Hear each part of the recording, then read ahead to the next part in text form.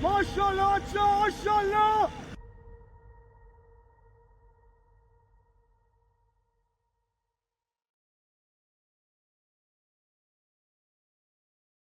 This new Pentagon video shows smoke trailing from an American drone after it was shot down by Iran, building the case by releasing this map. It shows the drone's location in the middle of a key strategic waterway, the Strait of Hormuz, well away from Iran's coastline.